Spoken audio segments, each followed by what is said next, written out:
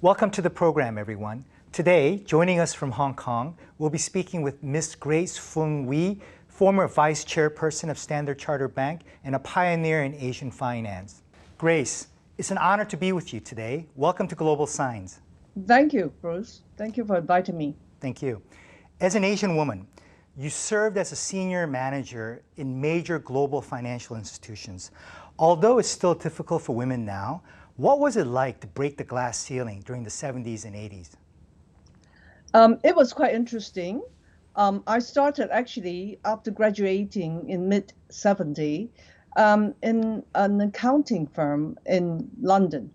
Accounting was known to be pretty male-dominated. There were no actually women partners at the time, but it was about the time when they were starting, there should be more promotion for ladies, etc. So the difficulty then, after 2 years in accounting, then I started my banking career where I went into dealing room. Again, it was very male-dominated. I was the first graduate as well as the first woman they took into the dealing room. So all of the traders, and there weren't any sales at the time. Sales wasn't even created in late 70s.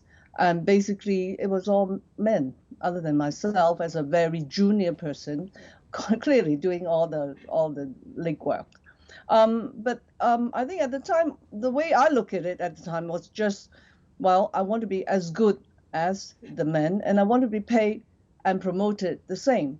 So I just was very trusting, also hopeful that if I do as well as the men, then I will get the same treatment. But for me personally, I believe that you just try your best, do the best you can, and you should be promoted and rewarded the same. Grace, the media is reporting that the confirmed number of COVID-19 cases are increasing in Hong Kong. How is the local situation? How is the Hong Kong government responding? And are its citizens obeying the prevention rules? Yeah, you're quite right, Bruce. Unfortunately, the cases in Hong Kong increased about, I would say, 3-4 weeks ago in the middle of July. It went from nearly nothing to 100+ cases, and government, all the citizens are quite worried. So government quickly locked down. The Hong Kong government actually is quite flexible. As you know, Hong Kong, we are a very small place. We depend on other countries like China and internationally for fruits, vegetables, even water from China. We cannot close out our borders like Taiwan or other places could do. So we quickly go a little bit like what you tell me about Korea. You have level 3, 2, 1 situation. This Friday, luckily though, the cases have come down for about 2 weeks now, from over 100 to about 20+, and we even have one day of only 9 cases. The citizens in Hong Kong, they are very concerned because we've always been careful because of SARS. So I think the citizens are cooperating. The Hong Kong government is trying their best in responding. And also, we had the help from mainland China. They just sent a team to Hong Kong, and the Hong Kong government together, we want to do 100% testing, 100% for all of the citizens in Hong Kong, which is nearly 8 million people. So starting on September 1st, for 2 weeks, free of charge. Well, that's very positive news. Now, the coronavirus is reported to have a significant impact on both Hong Kong's economy and the property markets. Can you tell us in more detail about the situation, please? Yes, you're quite right. Like every other economy in the world, I think we are very much affected. On the economic side, a lot of activity has to stop, as I described. We have no tourists, therefore all the hotel, all the tours, local tours, all the tour buses, they really have seen a drop of as much as 90-something%, okay, in terms of their business and turnover. In terms of property market, it's kind of soft, but holding up. I think the small units in Hong Kong, there's still new development come up, and there's still demand from the normal Hong Kong people. I think there is a lot of people getting married, young people, want to leave home. There's still a lot of that going on. So it's soft. And clearly, outside investor, that one has vanished from mainland China. That flow has stopped because they can't even come and look at the apartment. I see. Now, with the recent implementation of the new security law, a number of arrests have been made, raising the possibility of a Hong Kong exodus.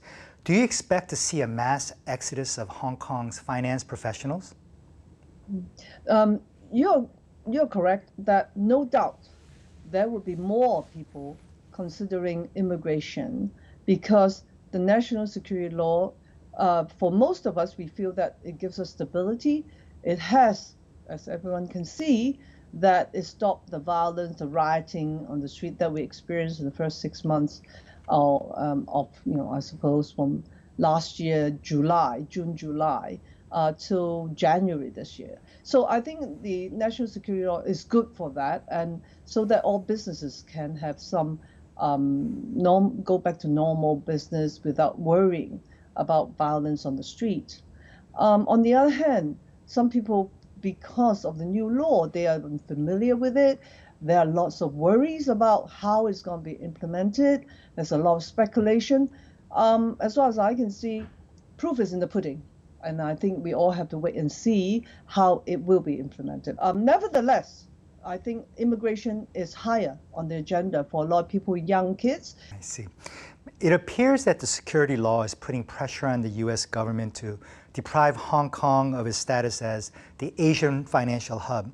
And it looks like countries like Australia, Taiwan, Japan, Singapore, and even Korea are trying to take advantage of this situation.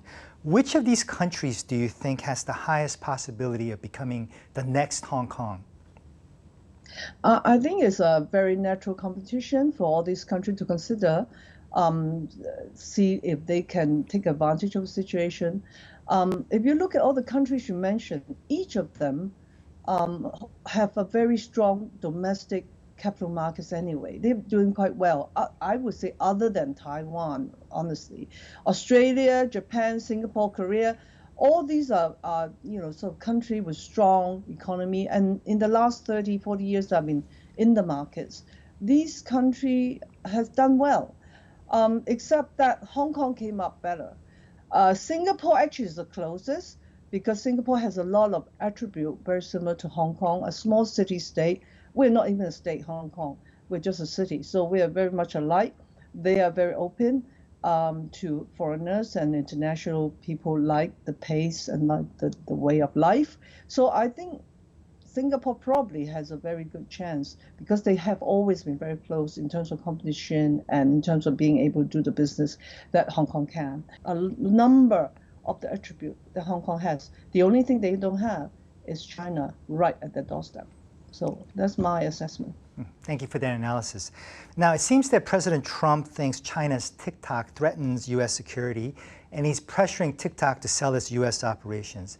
Do you think that Chinese tech companies are more advanced and are threatening American tech companies? Why is the U.S. government so concerned? I think the Chinese tech companies, some of them in some way are more advanced, as we know. But overall, no, I don't think so. I think overall, they're still behind US and Europe and even Korea or Japan. It's different, right?